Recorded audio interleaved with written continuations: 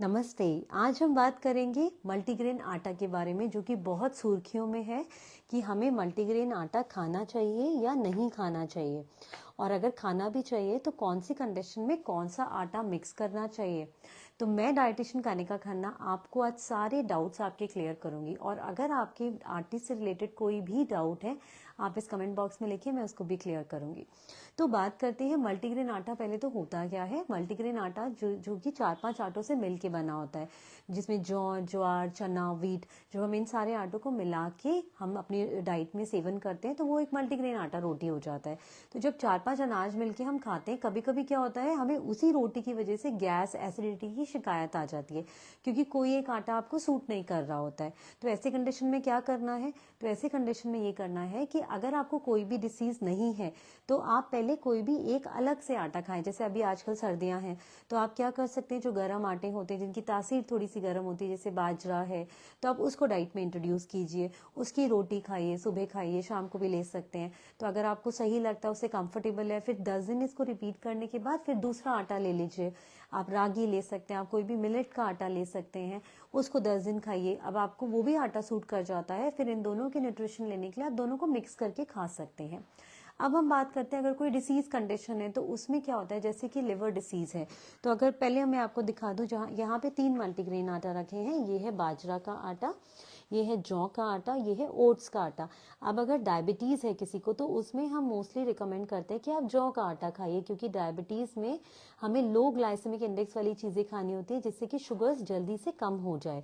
तो जौ के आटे में ऐसी क्षमता होती है, इतना फाइबर होता है कि ये आपकी शुगर्स को कम कर देता है। आप एक ही रोटी खाएंगे या 2 भी खाएंगे तो आप देखेंगे अगर आपकी शुगर 180 है, वो अगले दिन ही या उसी दिन आपकी 160 पे आ जाएगी।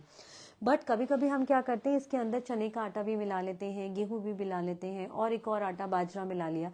उससे क्या होता है, हल्का सा हैवीपन लगने लग जाता है। तो हो सकता है आपको कोई एक आटा उसमें से सूट नहीं कर रहा हो, या उनका कॉम्बिनेशन आपस में सूट नहीं कर रहा हो, तो वो तो आपके डाइटिशियन ही बताएगी कि आपको कौन सा आटा लेना है। बट कोशिश कीजिए कि अगर आपको कोई भी डिसीज कंडीशन है तो आप उसके हिसाब से आप अपना आटा चूज करके खाएं।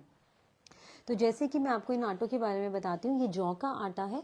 इसको मोस्टली हम देते हैं डायबिटिक पेशेंट्स में, और अगर किसी को वेट लॉस करना होता है उस कंडीशन में। बट ऐसा नहीं है कि आप लगातार 1-2 महीने यही खाएं, जिससे कि आपकी बॉडी में पूरा न्यूट्रिशन मिले। तो कभी जौ का आटा खा लिया, कभी ज्वार ले लिया आपने डाइट में, और ज्वार की जगह आप कभी बाजरा भी ले सकते हैं।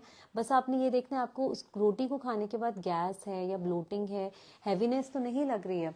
सिमिलरली हम इसके अलावा, जैसे ये जो दूसरा आटा पड़ा है ओट्स का आटा, अब किसी को लिवर डिसीज कंडीशन है तो उसमें मैं अपने पेशेंट्स को रिकमेंड करती हूँ कि आप ओट्स का आटा लें, तो उससे उनको हल्कापन लगता है। जहाँ पे उनको इतनी एसिडिटी होती है वीट खाने के बाद, क्योंकि वीट में ग्लूटेन होता है, तो जहाँ पे इतनी एसिडिटी या गैस होता है, तो अगर हम उनका आटा थोड़ा सा चेंज कर देते हैं, उसको सिंपल एक आटे में ले आते हैं ओट्स का आटा, तो उनको बहुत अच्छा रिलीफ मिलता है। कभी कभी उनको जौ के आटे से रिलीफ मिलता है। तो हमें खुद को देखना होता है, बॉडी को जज करना है कि हमें ये आटा सूट कर रहा है या नहीं। सिमिलरली अब आजकल ठंड है, तो आप बाजरा आटा को अपने डाइट में इंट्रोड्यूस कीजिए। किसी को जोड़ों में दर्द है, रागी को इंट्रोड्यूस कीजिए।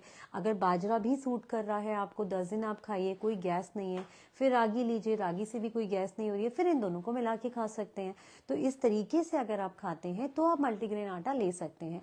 बट फिर भी अगर आपको कोई डिसीज कंडीशन है, जैसे किडनी के पेशेंट्स हैं, तो उसमें हम रिकमेंड करते हैं कोडो मिलेट है, जिसमें पोटेशियम कम होता है, वो वाला आटा लेना होता है। और प्रोटीन्स कम जाए तो उसमें थोड़ा सा अरारोट, थोड़ा सा कोडो मिलेट का आटा, थोड़ा सा व्हीट का आटा देते हैं। तो आप अपने डाइटिशियन के संपर्क में आके उनसे चेक कर सकते हैं कि आपने कौन सा आटा खाना है। बट अगर अभी आप किसी भी डिसीज कंडीशन से नहीं जूझ रहे हैं और आपको मल्टीग्रेन आटा खाना है, तो आप कैसे खाएंगे, पहले सारे आटे आप अलग अलग खाएं 8-8 दिन के लिए या 10-10 दिन के लिए। आप देखो कि अगर आपको कोई गैस या एसिडिटी नहीं हो रही है, हल्कापन है, आप फिर वो 3-4 आटों को कंबाइन करके ले सकते हैं। तो फिर आप देखिए कि उससे भी कुछ नहीं हो रहा, कोई इंटरेक्शन नहीं है, आटा इजीली डाइजेस्ट हो रहा है, मतलब वो आटा आपको सूट कर रहा है, तो आप उसको ले सकते हैं। बट हाँ, यहीं पे कौन सा मल्टीग्रेन आटा नहीं लेना है, जो पैकेट के मल्टीग्रेन आटाज आ रहे हैं मार्केट में। क्यों?